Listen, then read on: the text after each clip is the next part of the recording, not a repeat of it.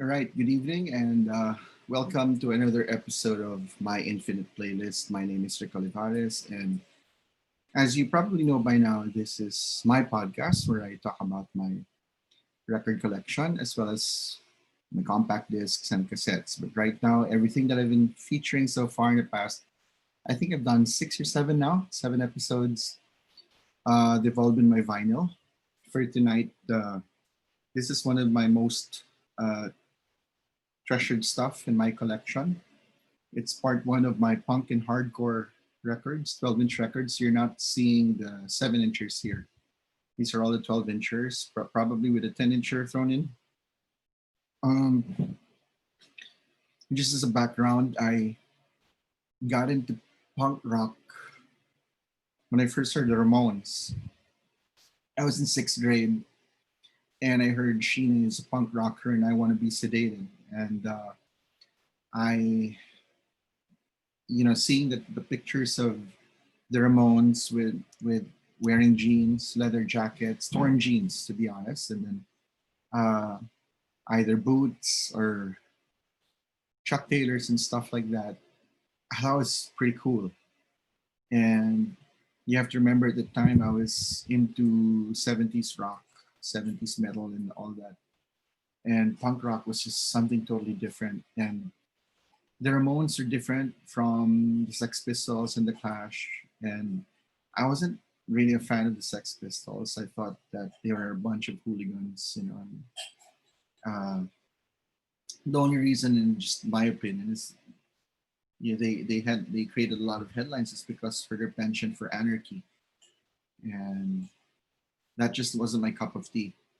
I like the Ramones. Some people might take a knock on them because they were a little more melodic than that, but to each his own.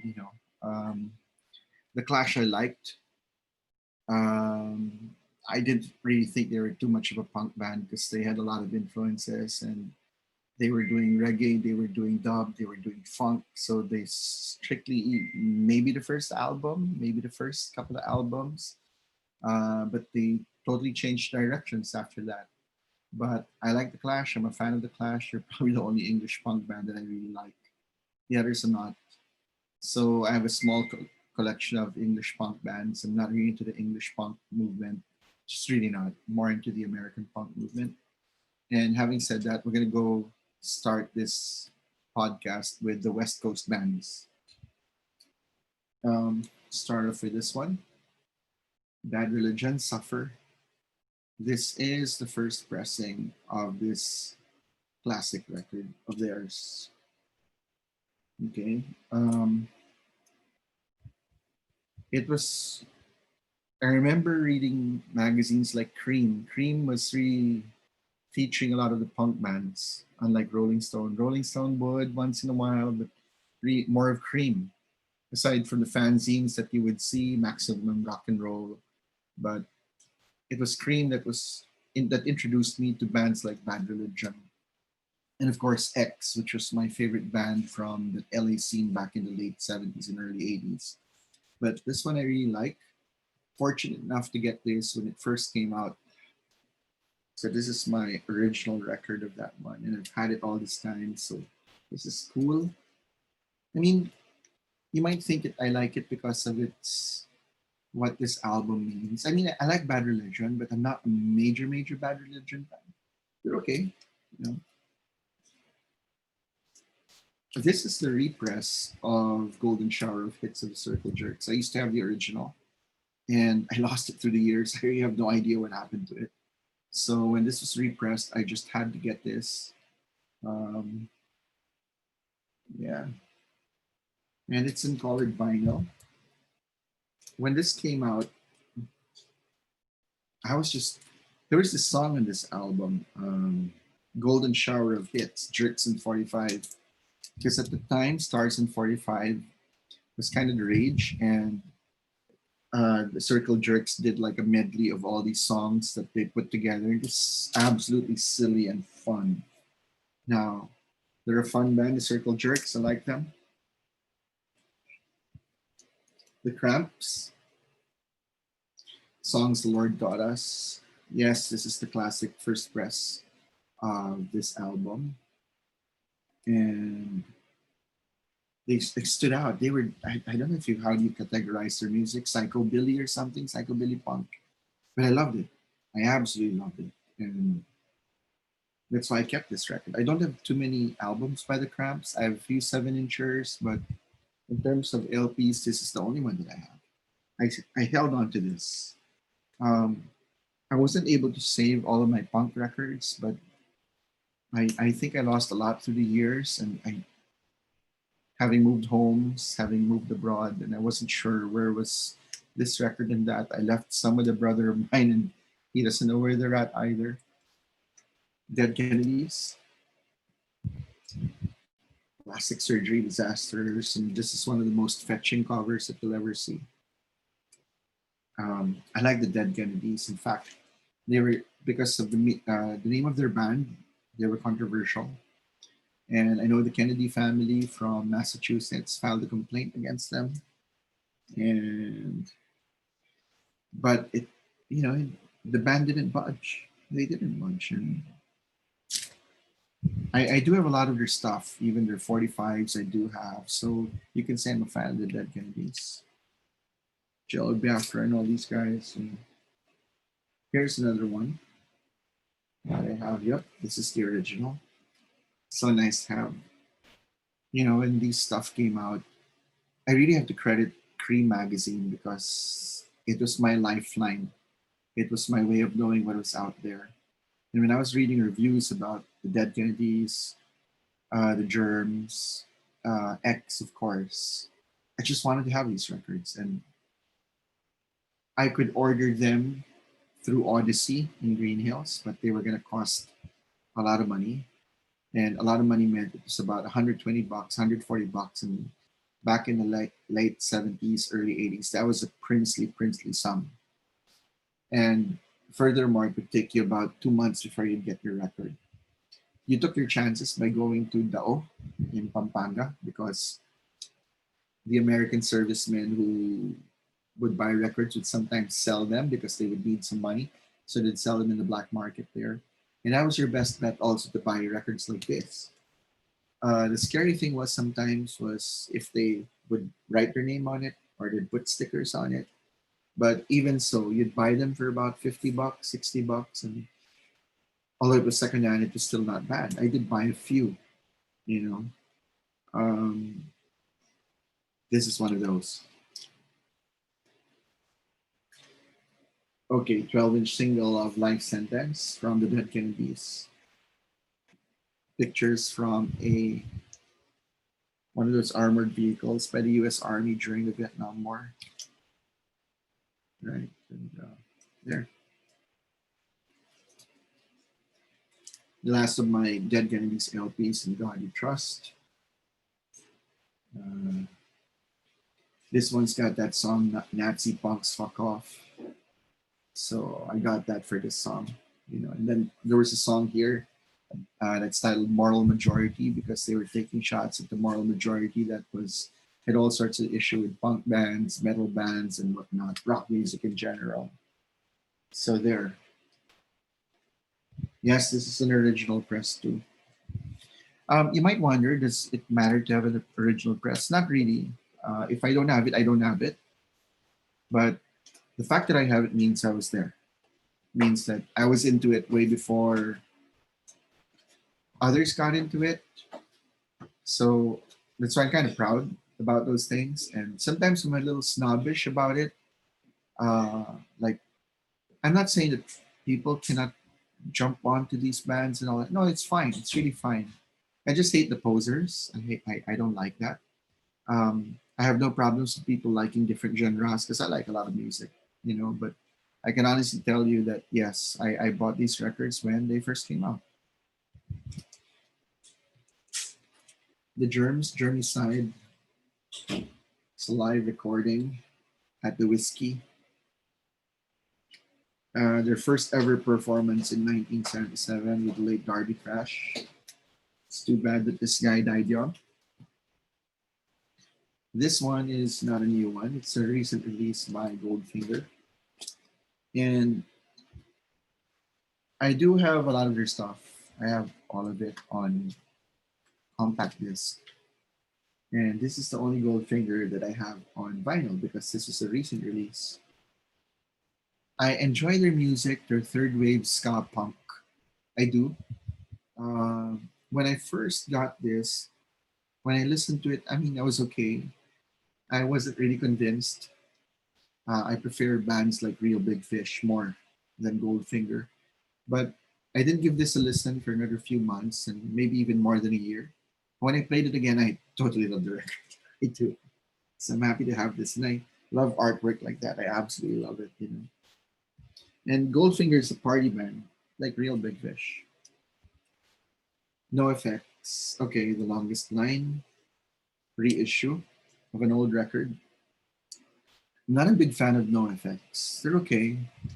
Okay, but you know, if it's there, okay, I'll get it. But if it's not, I'm not gonna go actively look for it. They're okay. I'm not saying they're bad. It's just that no, they really strike my fancy that much. They're okay.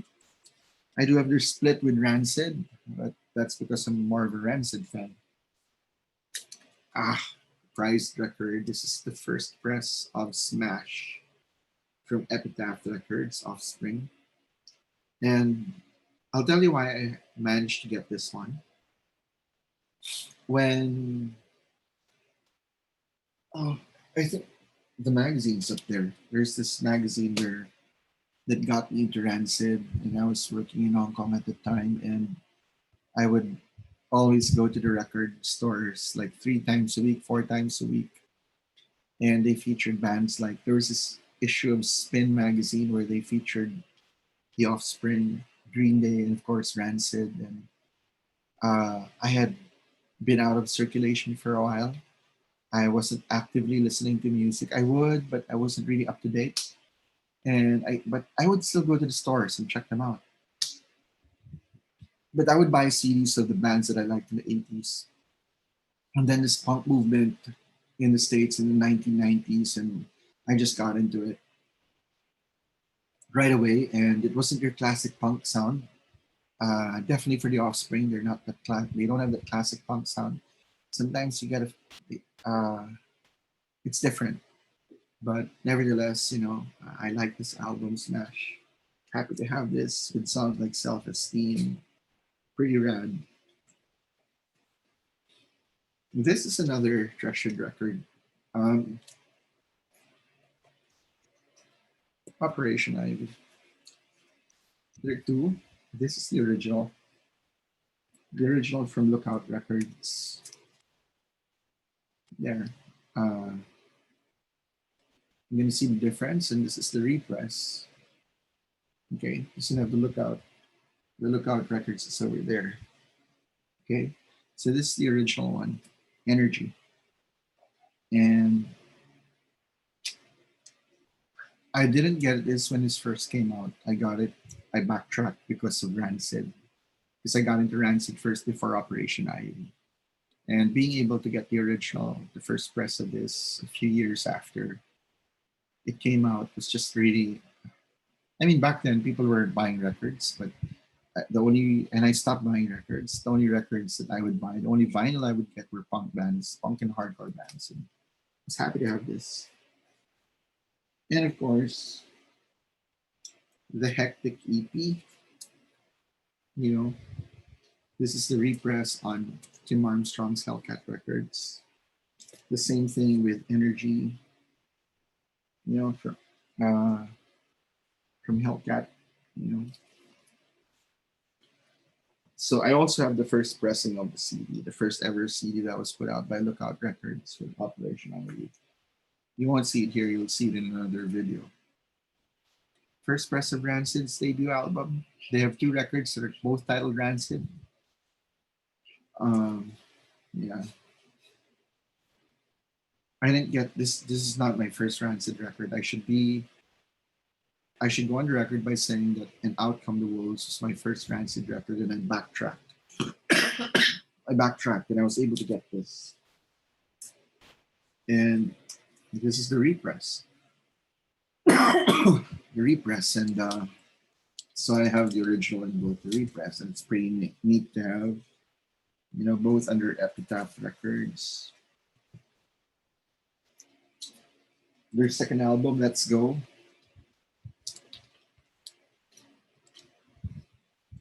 Okay, there's the 10-inch version and the 12-inch version. The 12-inch is the repress, and this is the original 10-inch version. Let me open the 10-inch one. And this comes on white vinyl. I used to have two of these, but I traded away my other one. So uh,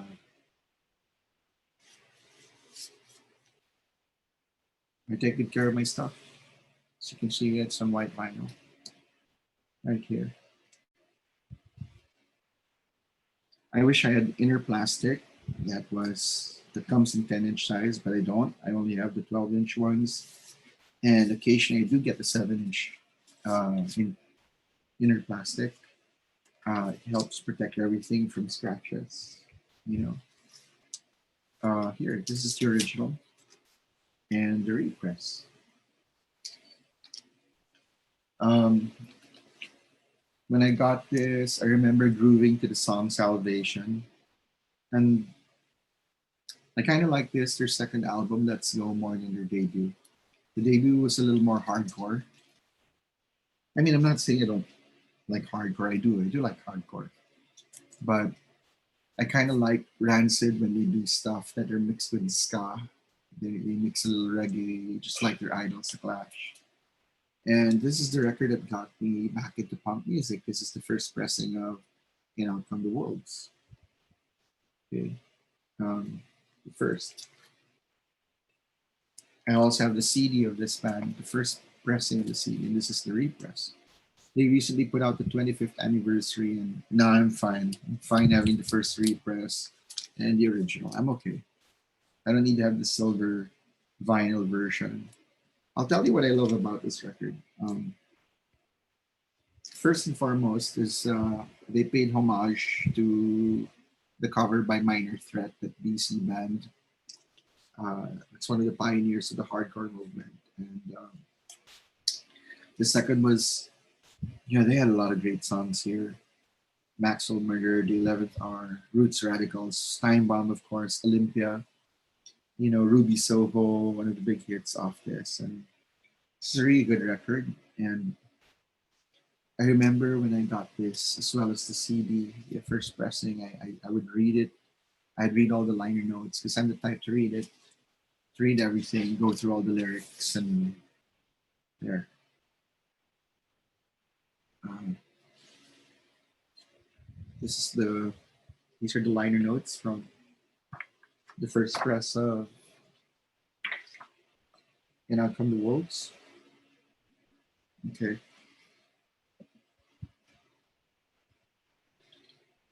So I'm very careful. These are uh, some of my really prized records, my punk and hardcore. I love them to pieces. I know my collection isn't much like other people, but I'm happy with what I have. Let me see who's watching tonight. Let me see. Coach Ian Rosella, I'm good. Thank you for watching. Okay. Si Ray Nilama, my colleague, the photographer. How are you, Ray? Good to see you. Thanks for watching, Ray. Okay. Who else is watching? Okay. Let's go. Let's continue.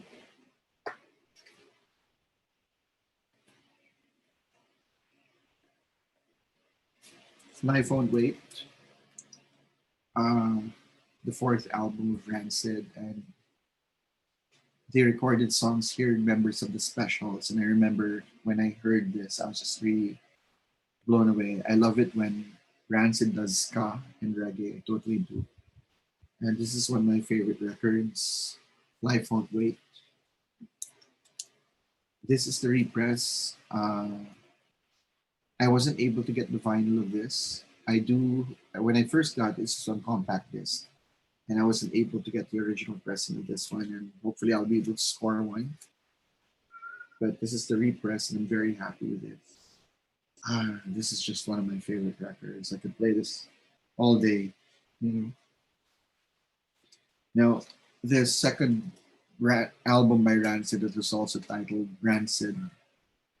Okay, I have the picture disc and this one, the first press. Okay, I got this in Hong Kong.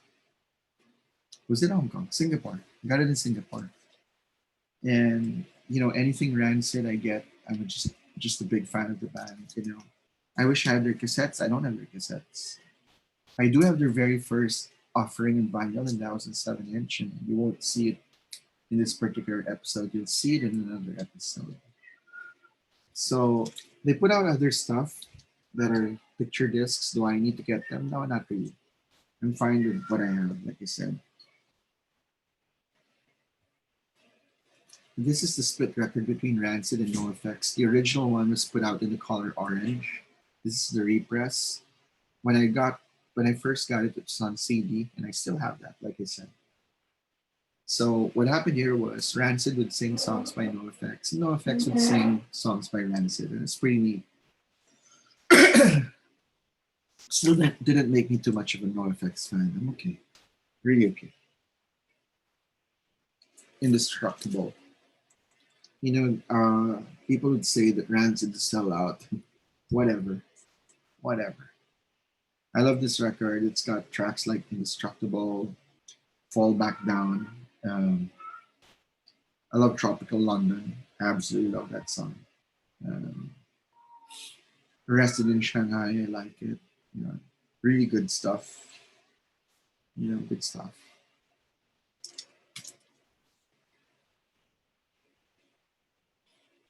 Okay.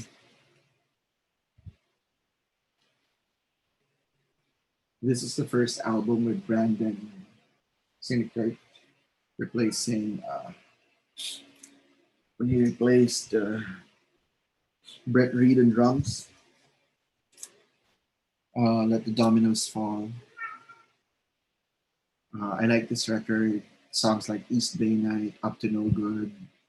I love Last One to Die, Disconnected.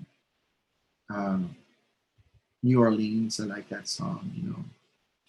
Lulu's a pretty weird song, but I like it. Rancid does a lot of stuff. They're not just there are days when like the second self-titled Rancid that was more hardcore, just like their first one, it was more hardcore. And here they go back to their more melodic selves.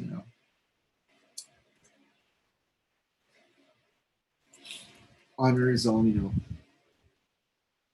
An okay album. Not one of my favorites, but it's okay. Like I said, I'm just a fan of Rancid. But this will not be one of my favorite records. It's okay. This one, although it's a compilation, I absolutely love all the Moon Stompers, and these are all the ska-inflected songs recorded by Rancid. So you have Time Bomb, Daily City Train, Old Friend, Brixton, I Wanna Riot, Life Won't Wait, Hooligans, Rain Fairs, Cocktails, Up to No Good, Red Hot Moon, Memphis. 19 tracks, 19 ska influenced tracks by Rancid.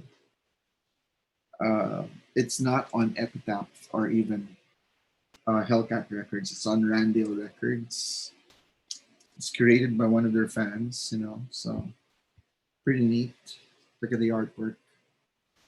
In fact, if you look at the cover, you're going to see a lot of familiar faces on this cover. Yeah, you have the guys from what film was that? Clockwork Orange, right? So there are a lot of familiar faces in here. You just have to figure them out. Okay. This is the latest record by Rancid, Troublemaker. A bit more hardcore here. Ghost of a Chance, Telegraph Avenue, I like that. So happy that they recorded a new one here. I think this came out a year ago or 2 years ago. So there. I have a couple of more. But this is a compilation, an OI Street Punk compilation, and it's got a Rancid song over here. FU, That's the title of the track here. So just this came along with an issue of Maximum Rock and Roll. So I'm happy to have this. This is a tribute to Rancid, the different bands. Anti-Flag, you have the Interrupters, the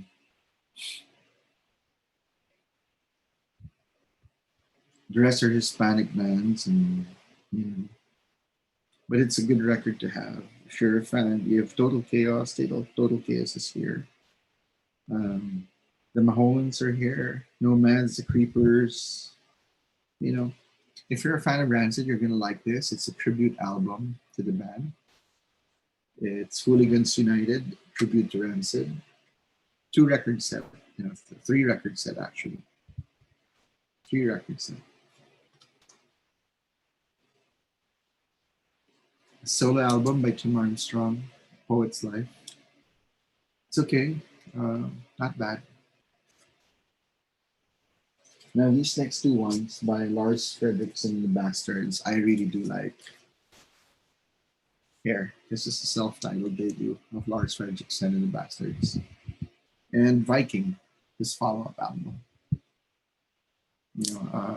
Really good, heavier stuff than what they normally do with Rancid. When this first came out, I got them on compact disc, so I only got the vinyl pressings later on. And Tim Armstrong is this other band, the Transplants. They do a little hip hop here along with punk, so they got some pretty neat beats. And this is their debut. When they came out, it was on compact disc. I got the compact disc and only got the records later.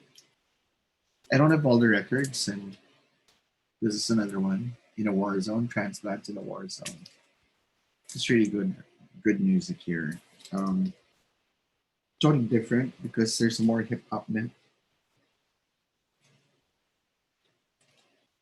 The Vandals, Peace Through Vandalism, First Press. Voodoo Glow Skulls. I have a number of their records on 7-inch. Steady as She Goes is a repress of that from Victory Records, and it's a Hispanic punk, like this band from California. Okay, the next records I'm going to show you are by one of my favorite punk bands of all time. That's X, the band X from Los Angeles. And speaking of Los Angeles, that's the title of their debut. And this is the original record that I first got a long time ago from Slash Records. There are a couple of things that attracted me to X. One was that Ray Manzarek of The Doors produced them. And so I was kind of curious how someone like from The Doors, who's totally from another generation, would be producing a band like this. And second was that they wrote a lot of poetry. Exene Cervenka, their vocalist, and John Doe, guitarist and vocalist. They wrote a lot of poetry. And at the time that I discovered them, I was heavy into poetry, writing stuff, reading poetry. So that I gravitated to this band. But this is the original insert.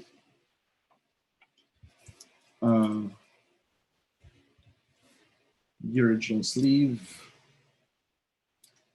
with the lyrics on it. I'm going to show you the original Slash label. Okay. There. So yeah, I'm actually happy that I've held on to this record all these years. I had 2 copies. When I was able to get another copy of it, I immediately grabbed the opportunity because I knew I could trade it away one day. I already had 1 copy, so you'll never know who might need one. So I traded it, and see, it's in very good condition. Very good condition. That's because, like you said, my punk and hardcore records are some of my most prized in my collection. I also do have the repress that I got a couple of years ago. Uh, Music on vinyl there. So it's a good copy to have, just to play and save your old one. First pressing of Wild Gift, their second album. This one. And of course, the repress, as they say, it's X approved. And you can see it right there. Okay, X approved. Approved by the band. Their third album was Under the Big Black Sun. I used to have the original pressing to this one, but I lost it to the fire that hit my parents' home. Um, I think at the time some of my records were scattered all over the place because I moved to a different house, and some of my records were here at my parents' place, and they were destroyed. They were water damaged, so I lost the original of this. And I remember loving this album so much, Under the Big Black Sun, and it holds a lot of good memories for me. There's the band right there. Billy Zoom, they're cool guitarists, amazing guitarists, who brought in this rockabilly style. More Fun in the New World. If you remember earlier, that this is the original press. If you remember earlier, we I talked about how the Circle Jerks had Jerks in 45. That was a medley. They also had one here. That's True Love Part Two, where they did all these other songs in a medley, because that was kind of the rage back then. And you did a punk version of all these other classics and More Fun in the World. And the repress. Okay, so I have both. This is the last album of their classic lineup of Exene, John Doe, DJ Bonebreak, and Zoom, Billy Zoom. Ain't Love Grand. It's no longer produced by Ray Manzarek. Well, it's Michael Wagner. Wagner. So it sounded different. It really sounded different. And to be honest with you, I wasn't too crazy about this record. And I didn't even bother to get the repress. I'm fine with the first four albums. This was the last featuring their classic lineup because Alvin of the Blasters soon replaced Billy Zoom on the lineup, and I just wasn't having any of it. But I'm not that crazy about Ain't Love Grand. This is their fifth album with the classic lineup, but it's still one to have since I'm a big fan of that unit. The last record I want to show you for part one of my punk and hardcore collection is Turn It Around, the story of East Bay Pop. There's a documentary, an accompanying documentary. This is really the soundtrack. It's a compilation inspired by the documentary. So who are the bands here? Um, Neurosis, The Lookouts, um, Jawbreaker, Operation Ivy's here, Spitboy, Nuisance, No Effects, Rancid, Green Day, and the Armstrongs. Here, okay. So that's it for part one of my punk and hardcore collection. For those who are just coming in, the reason why I really enjoy these records is to this day why I love punk, and I don't know. I thought that the music really spoke to me, teenage angst, rebellion, and all that, and I was going through a lot at the time. I wasn't destructive, although punk was seen as an uh, a genre that catered to anarchy, and I was a little crazy about those things back then, but I wasn't that destructive sort. And punk was an outlet for me. That's why I love the music, and to this day, I still do. I listen to a lot of that stuff, and there. So what you're seeing, what you just saw are records from the West Coast, and I have yet to go through my East Coast collection, and you'll probably see that tomorrow. And my few British punk albums, very very few, not even more than 15 of them, and most of them are by the Clash. And I don't even have a complete set of the Clash records, because I didn't like all their albums. And I'll be doing three videos when it comes to my punk and hardcore collection. The other one would be more of the modern bands. Uh, Again, I have much more, but they're on compact disc, and these are my stuff on vinyl. Craig, my friend, my good friend from England, is watching. Craig, good to. I hope you'll be in class tomorrow, Craig. Uh, we missed you for the last couple of weeks, and hope that you can be there tomorrow. So there. You know what? Maybe actually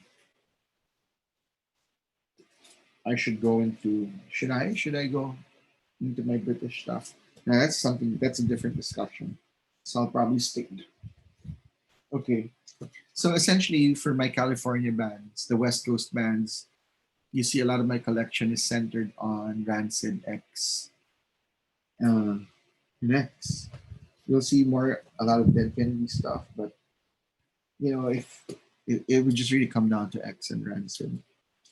I think I explained it. I like X because they were different from most of the punk bands. They imbued a sense of poetry, which is uh, totally different from everyone. And if everyone was doing crazy stuff, X were a little bit classier than that.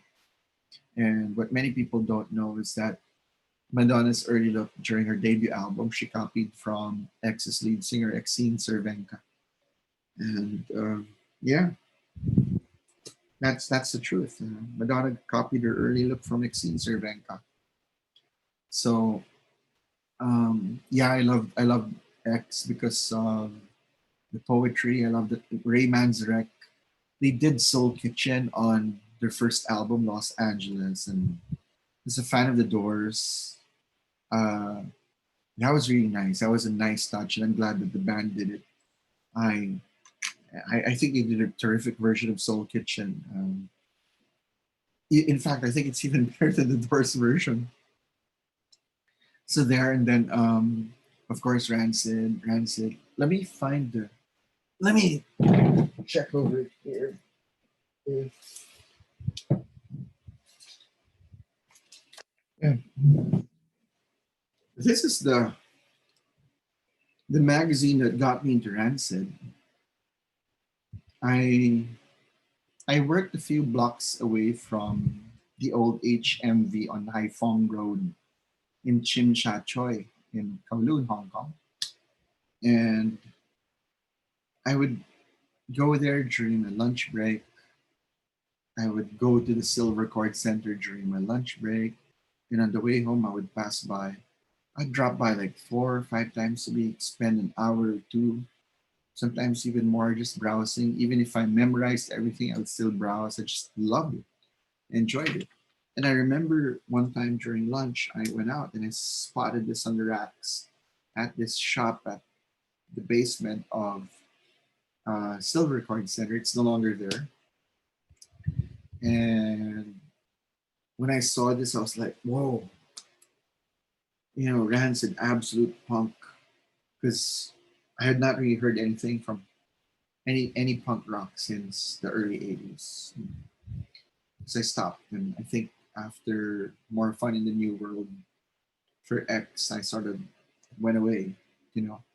So this one, I bought this and I was just I read the article on this one, and after reading this, I rushed out to buy an Outcome the Wolves, and I'm so happy that I did. And from there, they mentioned The Offspring and Green Day, so that's how I was able to get Dookie and Smash. You're not seeing my copy of Dookie because my copy of Dookie was well, it got destroyed by accident.